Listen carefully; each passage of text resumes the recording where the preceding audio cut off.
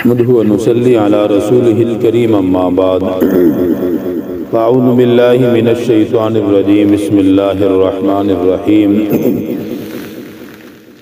وما خلقنا السماء والأرض وما بينهما باطلا ذلك ظن الذين كفروا فويل للذين كفروا من النار أم نجعل الذين آمنوا وعملوا الصالحات كالمفسدين في الأرض أم نجعل المتقين كالفجار كتاب أنزلناه إليك مبارك ليدبروا آياته وليتذكر أولو الألباب صدق الله العظيم۔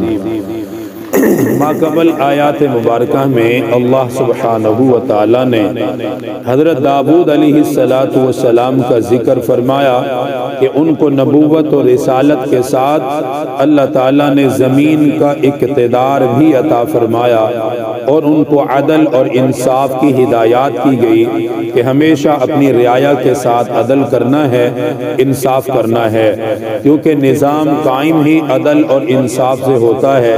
جب تک کسی حکومت کے اندر عدل اور انصاف نہ ہو وہ کبھی بھی ترقی نہیں کر سکتی اور اس کی بقا کو بھی ہمیشہ خطرہ ہوتا ہے۔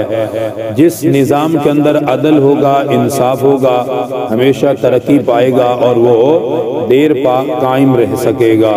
اس لیے عدالت بہت ضروری چیز ہے، اور جن خوش نصیب 7 افراد کا ذکر حدیث پاک میں ہے کہ جن کو اللہ تعالیٰ عرش کے سائے میں جگہ عطا فرمائے گا، ان میں سے سب سے پہلے 7 میں سے سب سے پہلا شخص وہ بیان فرمایا جو عادل ہو، انصاف کرنے والا بادشاہ ہو، جو اپنی عوام کے ساتھ انصاف کرتا ہو، اللہ تعالیٰ اسے عرش کے سائے میں جگہ عطا فرمائے گا۔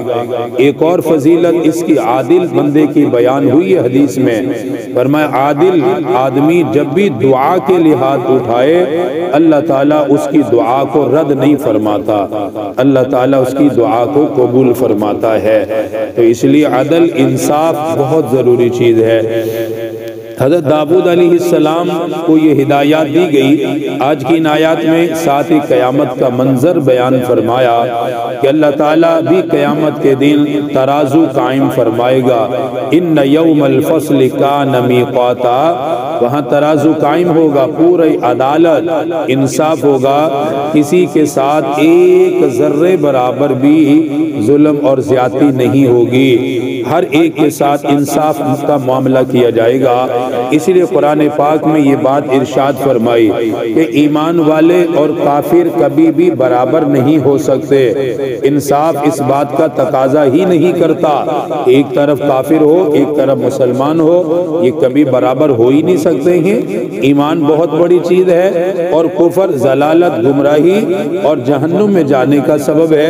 اسی طرح ارشاد فرمایا کہ نیکی کرنے والا، اعمال صالحہ کرنے والا اور برائی میں اپنے آپ کو مبتلا رکھنے والا دونوں کبھی بھی برابر نہیں ہو سکتے، دونوں کا مقام کبھی بھی ایک جیسا نہیں ہو سکتا۔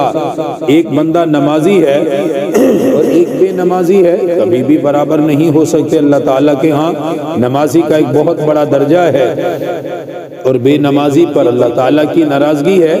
ایک طرف تو ایک شخص اپنی نیند ختم کر کے سردی میں ٹھنڈے پانی سے وضو کر کے اللہ کے حضور حاضر ہو نماز ادا کرے، ایک یہ شخص ہے، ایک وہ جو غفلت کے ساتھ اپنی زندگی گزار رہا ہے کہ جسے نمازوں کی کوئی پرواہ نہیں، تو یہ دونوں کبھی بھی برابر نہیں ہو سکتے۔ اللہ تعالیٰ کے ہاں ان میں بہت بڑا فرق ہے، کیونکہ اللہ تعالیٰ عدل کرنے والا ہے، اللہ پاک انصاف قائم کرنے والا ہے۔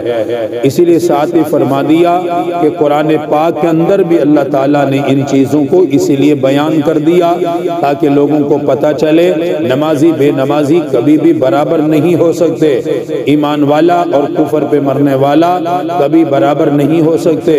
یہ قرآن پاک میں اس لیے چیزیں بیان کر دی تاکہ عدالت والے دن، انصاف والے دن کو یہ نہ کہے کہ مجھے سمجھایا نہیں گیا، یوم الحساب والے دن کو یہ نہ کہے کہ مجھے تو پتہ ہی نہیں تھا۔ یہ اللہ تعالیٰ کا نظام ہے کہ خبر پہلے دی جاتی ہے، سمجھایا جاتا ہے، پھر جو سمجھ جائے کامیاب، جو نہ سمجھے تو پھر وہ ناکامی کے راستے پہ خود ہی چلتا ہے۔ اسی لیے ارشاد فرمایا وَمَا خَلَقْنَا السَّمَاءَ وَالْأَرْضَ وَمَا بَيْنَهُمَا بَاطِلًا، اور میں نے آسمان اور زمین جو کچھ اس کے درمیان میں ہے سب کو بیکار پیدا نہیں کیا ہے، مقصد کے لیے بنایا ہے۔ آسمان کا مقصد ہے، زمین کا مقصد ہے، ان کے درمیان میں جتنی مخلوقات ہیں سب کو اللہ تعالیٰ نے ایک مقصد کے لیے پیدا کیا ہے۔ انسان کا سب سے بڑا مقصد اللہ کی عبادت اور اس کی بندگی، اسی لیے فرمایا وَمَا خَلَقْنَا السَّمَاءَ وَالْأَرْضَ وَمَا بَيْنَهُمَا بَاطِلًا، آسمان اور زمین اور اس کے درمیان جو کچھ بھی ہے وہ سب بیکار پیدا نہیں کیا۔ ذَلِكَ ظَنُّ الَّذِينَ كَفَرُوا، ذَلِكَ ظَنُّ الَّذِينَ كَفَرُوا، اور یہ خیال ہے ان کافروں کا، فَوَيْلٌ لِّلَّذِينَ كَفَرُوا مِنَ النَّارِ، اور ہلاکت ہے کافروں کے لیے کہ ان کو جہنم کی آگ میں داخل کیا جائے گا۔ یہ کافروں کا گمان تھا، خیال تھا کہ وہ آسمان اور زمین کو بے مقصد سمجھتے تھے، تو فرمایا ان کے اس خیال کی وجہ سے ان منکروں کے لیے جہنم کی آگ ہے۔ پھر ساتھ اللہ تعالیٰ نے اپنے انصاف کو بیان کیا، ام نجعل الذین آمنوا وعملوا الصالحات کالمفسدین فی الارض، کیا میں برابر کر دوں گا ان لوگوں کو جو ایمان لائے اور اعمال صالحہ کیے اور ان لوگوں کو کہ جنہوں نے زمین میں فتنہ فساد پھیلایا؟ یہ کبھی بھی برابر نہیں ہو سکتے۔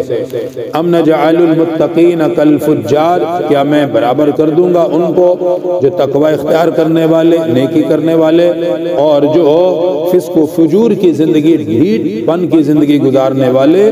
فرمایا یہ دونوں کبھی بھی برابر نہیں ہو سکتے۔